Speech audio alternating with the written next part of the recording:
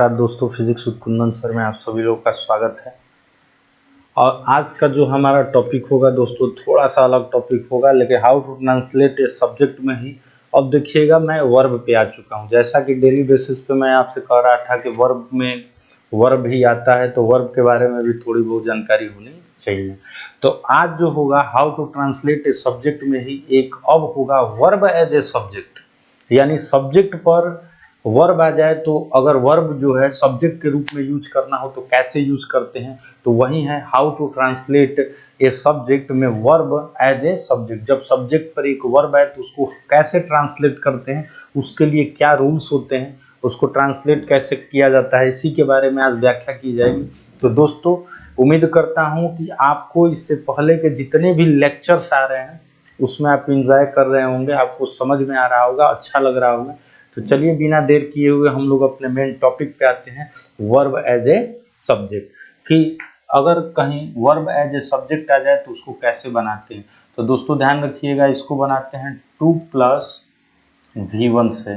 किससे बनाते हैं? 2+V1, यानी सब्जेक्ट पे 2+V1 जुड़ के इन्फिनिटिव बोला जाता है इसको।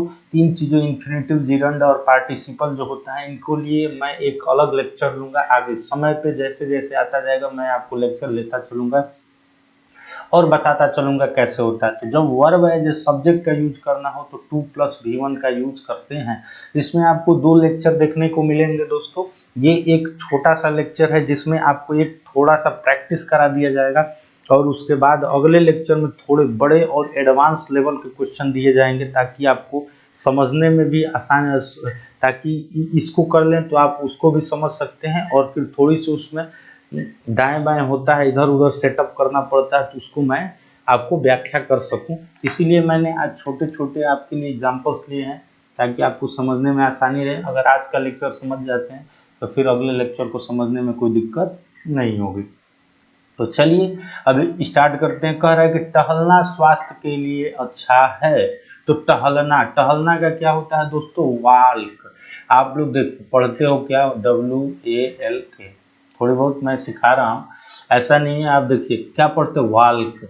ऐसा नहीं है, वाल्क नहीं पढ़ते, इसको क्या पढ़ते हैं वो दोस्तों? वाक। क्या पढ़ते हैं? वाक। इसको जो इसमें एल होता है इसको साइलेंट कर देते हैं। समझिए कि इसमें एल होता ही नहीं, क्या होता है? वाक।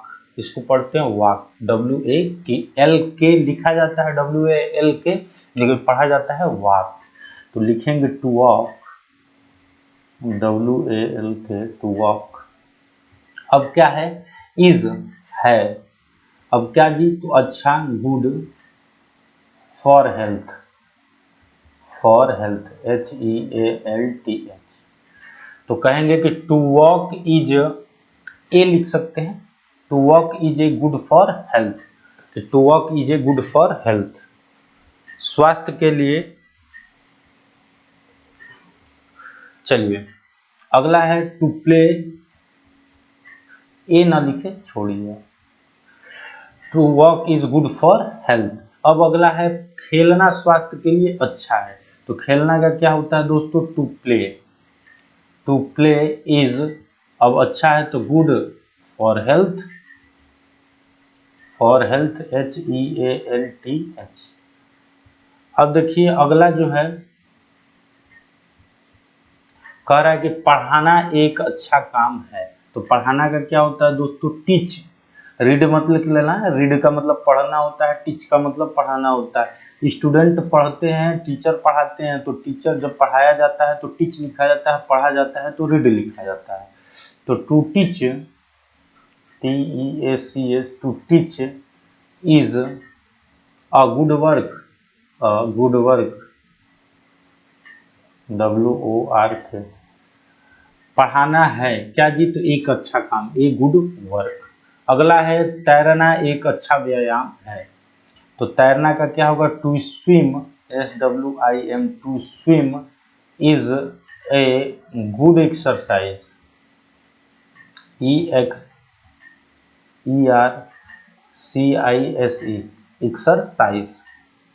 To swim is a good exercise, तैरना एक अच्छा व्यायाम है। तो to swim is a good exercise. तो आपको समझ में आ रहा होगा कि एज ए सब्जेक्ट, सब्जेक्ट पे आ रहा है तो सब्जेक्ट पे आ रहा है, इसलिए जब सब्जेक्ट पे वर्ब आए तो 2 + V1 करके बनाया जाता है, इसको इन्फिनेटिव बोला जाता है। तो इसके बारे में अभी मैं डिटेल आपको नहीं बता रहा हूँ, जब आएगा इन्फिनेटिव तो वहाँ पर हम लोग सीखेंगे। गांव में रहने वाले किसान की गरीब किसानों के बच्चों को पढ़ाना एक अच्छा काम है। तो टोटल सब्जेक्ट गांव में रहने वाले गरीब किसानों के बच्चों को पढ़ाना, और एक्चुअल सब्जेक्ट क्या है? पढ़ाना। तो पढ़ाना का क्या होगा दोस्तों? टू टीच, TEACH, टीच किसको? To teach the children, DREN, children of the poor farmers, POOR, poor farmers, FARMERS, poor farmers. अब रहने वाले, क्रिया धन्य वाले, याद कीजिएगा, क्रिया धन्य वाले में वर्ब का फर्स्ट फॉर्म यूज करते हैं। तो लिव का मतलब क्या होता है? रहना। तो living in village, VILLAGE, village.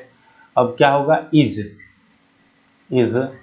A good work, good work, WORK, a good work. तो to teach the children of the poor farmers living in village is a good work.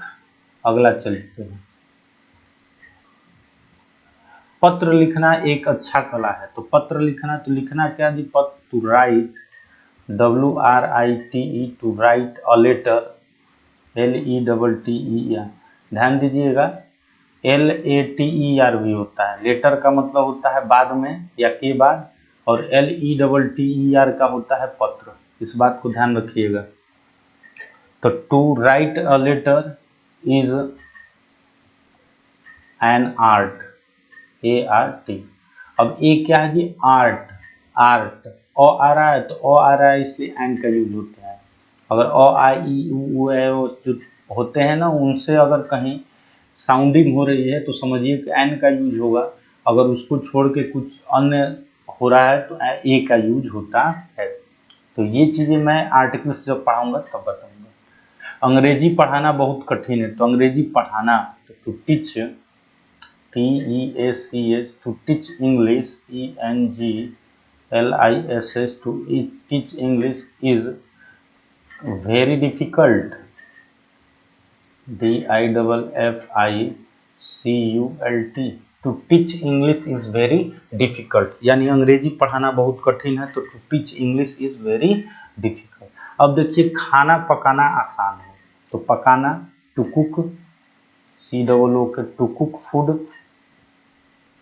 is easy, EASY, easy। ठीक है, चलिए। किसी को पीटना अच्छा नहीं है। तो किसी को पीटना, तो लिखेंगे टू बीट एनीवन, किसी को, anyone is not good, is not good. बस हमारा कॉन्सेप्ट ये है कि आप बस as a verb, as a subject को समझ लें। बाकी जो बाद में जो कहानी आ रही है, इसके लिए मैं आपको टेंस, ऑब्जेक्ट के फॉर्म, एडजेक्टिव वगैरह, कैसे कैसे नॉट वगैरह सेटअप हो रहे हैं, EJMR क्या लग रहा है, इन चीज़ों के बारे में पूरी डिटेल में बताऊंगा। बस हमारा मेन फोकस है सब्जेक्ट। सब्जेक्ट आप सीख गए तो समझिए कि आपके 50% काम हो चुके हैं, क्योंकि सब्जेक्ट काफ़ी कंफ्यूज करता है, पता ही नहीं चलता है कहाँ सब्जेक्ट लगेगा और कहाँ कैसे, कितना बड़ा है, और उस सब्जेक्ट का यूज कैसे करते हैं। सुबह में क्रिकेट खेलना शरीर के लिए अच्छा है। तो क्रिकेट खेलना, तो क्या होगा? To play cricket, to play cricket, CRICKET, to play cricket. Cricket मतलब क्रिकेट होता है, क्रिकेट का मतलब झिंगुर भी होता है, ध्यान दीजिएगा। In the morning, in the morning. अब देखिए, प्ले के अकॉर्डिंग क्या होगा? इज होगा, इज गुड फॉर बॉडी, शरीर बोला है, ऐसे हेल्थ भी बोल सकता है, बॉडी शरीर के लिए अच्छा है। सुबह में क्रिकेट खेलना शरीर के लिए अच्छा है। तो दोस्तों, इस तरीके से मैंने आपको आज बताया how to translate a subject में वर्ब एज ए सब्जेक्ट बताया, जो कि वर्ब का एक वोकैब सेशन चल भी रहा है। तो अब वर्ब आने ही वाला है, लेकिन अभी सब्जेक्ट में बहुत सारे लेक्चर्स बचे हुए हैं, लगभग 8 से 10 लेक्चर अभी। हमको उम्मीद है कि आपको 7-8 लेक्चर तो अभी सब्जेक्ट में मिलेंगे ही मिलेंगे, और ये हमें लग रहा है कि 25वां लेक्चर है। तो आप सोच सकते हैं कि सब्जेक्ट कितना बड़ा होता है, और आपको बस एक दिन में क्या आपको 5 मिनट के अंदर सब्जेक्ट समझा के निकाल दिया जाता है। तो फिर आप समझ सकते हैं कि ये सब्जेक्ट कितना ब्रॉड है। इंग्लिश एक लैंग्वेज है, और लैंग्वेज को लैंग्वेज के अकॉर्डिंग ही सीखा जाता है।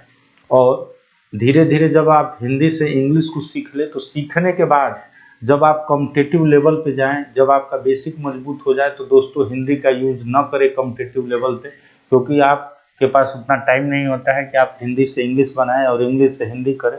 आप इंग्लिश को ही इंग्लिश में समझे, तो ये तभी आप समझ सकते हैं जब आपके ये बेसिक कॉन्सेप्ट क्लियर हो। तो बस मेरा काम है बेसिक कॉन्सेप्ट को क्लियर कराना। बेसिक कॉन्सेप्ट क्लियर हो जाएगा तो आपके एग्जाम में भी जब आप जाएंगे तो बड़े आसानी से इनको डील कर सकते हैं। उम्मीद करता हूँ दोस्तों आपको ये लेक्चर पसंद आया होगा। अगर आपको ये वीडियो पसंद आया हो तो लाइक करें, सब्सक्राइब करें और ज़्यादा से ज़्यादा शेयर करें। थैंक्स।